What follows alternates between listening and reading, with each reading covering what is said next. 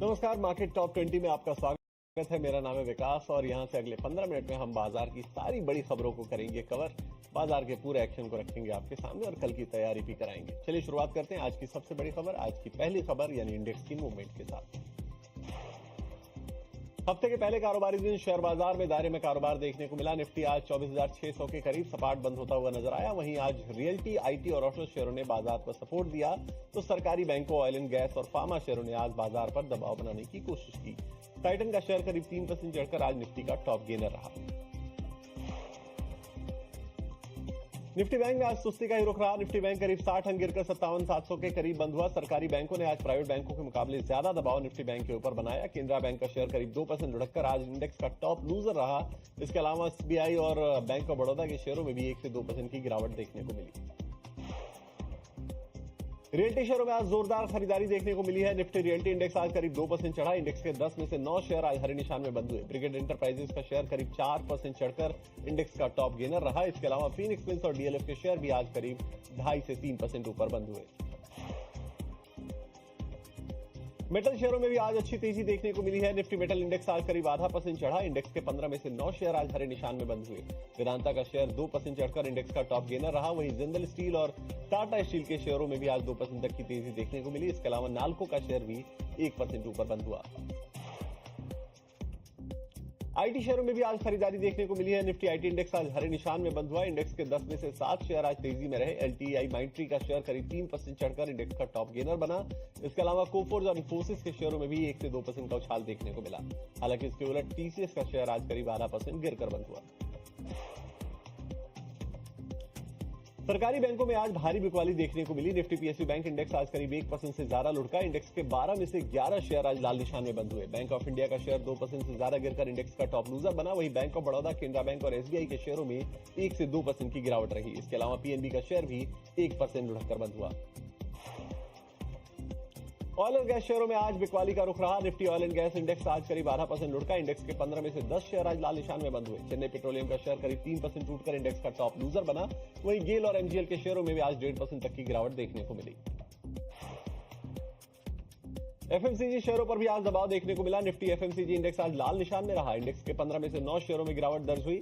United breweries का share 1% से ज्यादा की गिरावट के साथ इंडेक्स का टॉप लूजर बना। वहीं आईटीसी और कोलगेट के शेयरों में भी आज 1% से ज्यादा की गिरावट देखने को मिली। फार्मा शेयरों में भी आज सुस्ती रही। निफ्टी फार्मा इंडेक्स आज गिरावट के साथ बंद हुआ। इंडेक्स के 20 में से 11 शेयर लाल निशान में रहे।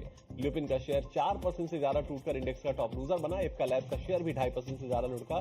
इसके अलावा डॉक्टर रेड्डीज और मैनकाइंड फार्मा के शेयरों में भी 1% तक की गिरावट देखने को मिली। ज्यादातर रेलवे शेयरों में आज गिरावट देखने को मिली। इरकॉन इंटरनेशनल, आरवीएनएल और टीटागढ़ रेल के शेयर आज 1% से ज्यादा लुढ़के। वहीं राइट्स का शेयर आज करीब 1% के आसपास टूटता हुआ नजर आया। इसके अलावा आईआरएफसी का शेयर भी आज लाल निशान में बंद हुआ। दूसरी तरफ डिफेंस शेयरों में आज तेजी का रुख रहा। बीएमएल का शेयर 5% से ज्यादा चढ़ा। वहीं मजगांव डॉक भी 2% ऊपर बंद हुआ।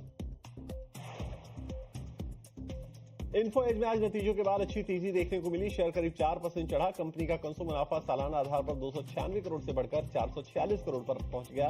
वहीं कंसो आय भी 791 करोड़ से बढ़कर 881 करोड़ पर पहुंची। एबिटा की बात करें तो ये 265 करोड़ से बढ़कर 351 करोड़ रहा, जबकि मार्जिन 33.5% से बढ़कर 38.7% पर पहुंचे। यानी मुनाफे और ऑपरेशनल परफॉर्मेंस में मजबूती के चलते शेयर में आज बेहतरीन 5% की तेजी देखने को मिली। हिंदुस्तान कॉपर में आज शानदार नतीजों के बावजूद शेयर पर दबाव देखने को मिला। शेयर करीब 2% लुढ़का। कंपनी का कंसो मुनाफा सालाना आधार पर 134 करोड़ से बढ़कर 352 करोड़ पर पहुंच गया, जबकि कंसो आय 516 करोड़ से बढ़कर 937 करोड़ पर पहुंची। एबिटा भी 212 करोड़ से बढ़कर 508 करोड़ हो गया और एबिटा मार्जिन 41.1% से बढ़कर 54.2% पर पहुंचती हुई नजर आई। मजबूत नतीजों के बावजूद शेयर में आज गिरावट ही देखने को मिली है। भारत फोर्ज के नतीजों के बाद शेयर में करीब 10% की जोरदार गिरावट आई। कंपनी को सालाना आधार पर 283 करोड़ के मुनाफे के मुकाबले 90 करोड़ रुपए का घाटा हुआ है। हालांकि कंसो आय 3,909 करोड़ से बढ़कर 4,640 करोड़ रही है। एबिटा भी अगर आप देखेंगे तो 673 करोड़ से बढ़कर 710 करोड़ का आंकड़ा आया है, लेकिन मार्जिन 17.2% से घटकर 15.3% रहा। यानी मुनाफे में बड़ा झटका और मार्जिन में कमजोरी ने शेयर पर दबाव बनाया। आज आरती फार्मा के शेयर में 20% का ऊपरी सर्किट लगा। जेवी से कंपनी को मुनाफे में बड़ा सुधार देखने को मिला। इसके अलावा कंपनी ने 150 करोड़ रुपए के कैपेक्स को भी मंजूरी दी है। कैपेक्स के तहत करीब 400 किलो लीटर क्षमता बढ़ाई जाएगी। इंटरमीडिएट और सीडीएमओ ग्राहकों की मांग पूरी करने के लिए ये कैपेक्स रखा गया है। पेटीएम में आज 10% से ज्यादा की तेजी दिखाई दी। एक साल में करीब 42% चढ़कर शेयर 1 दिसंबर 2021 की ऊंचाई पर पहुंच गया। हालांकि आईपीओ के भाव 2150 रुपए से अब भी ये शेयर 38% नीचे ही है। बर्नस्टीन ने कंपनी का लक्ष्य करीब 47% बढ़ाकर 2200 रुपए प्रति शेयर किया है। ब्रोकरेज के मुताबिक एमडीआर से कंपनी को काफी फायदा होगा। तिमाही नतीजों के बाद रेमंड रियल्टी के शेयर में 12% से ज्यादा की कमजोरी देखने को मिली। तिमाही आधार पर कंपनी के नतीजों पर दबाव देखने को मिला। मजबूत रेवेन्यू के बावजूद मुनाफे में सालाना आधार पर 19% की कमी रही। अन्य आय में भी 20% के इजाफे से मुनाफे पर असर देखने को मिला। Q1 में कोई नया प्रोजेक्ट लॉन्च नहीं हुआ। वहीं स्टाफ खर्च में 36% का इजाफा देखने को मिला। गिरावट की वजह क्या है, उस पर पूरी डिटेल के साथ हमारे सहयोगी रविंदर जुड़े हुए हैं। रविंदर, बताइए।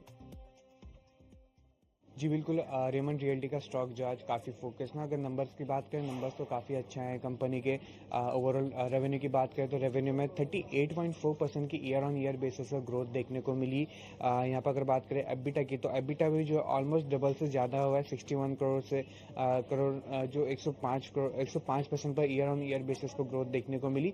हालांकि अगर बात करें प्रॉफिटेबिलिटी की, तो यहाँ पर अदर इनकम में जो है अदर इनकम में डिक्लाइन के चलते यहाँ पर कंपनी का जो प्रॉफिटेबिलिटी है उसमें भी डिक्लाइन देखने को मिला। कंपनी का जो अदर इनकम है उसमें 20% की डीग्रोथ देखने को मिली। ऑपरेशन फ्रंट की बात करें तो ऑपरेशन फ्रंट में भी काफी अच्छे नंबर आए। प्री सेल्स में जो यहाँ पर डबल से ज्यादा ग्रो होता हुआ दिखा। इस क्वार्टर में 700 करोड़ का प्री सेल्स कंपनी ने रिपोर्ट किया। और कलेक्शन में भी काफी अच्छा खासा यहाँ पे 47% का यहाँ पे ईयर ऑन ईयर बेसिस पर जो है कलेक्शन रिपोर्ट किया है।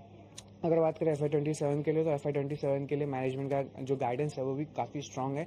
20% का रेवेन्यू ग्रोथ मैनेजमेंट टारगेट कर रहा है और प्री सेल्स भी जो है 20% के आसपास मैनेजमेंट का टारगेट है। एबिटा मार्जिन गाइडेंस की बात करते हैं, यहाँ पर 17 से 19% रहने की एक्सपेक्टेशन है, जो FY26 में 15% थी। और कंपनी को FY27 में 4 प्रोजेक्ट से अराउंड 7,000 से लेकर 7,500 तक का GDV जनरेट होने की एक्सपेक्टेशन है।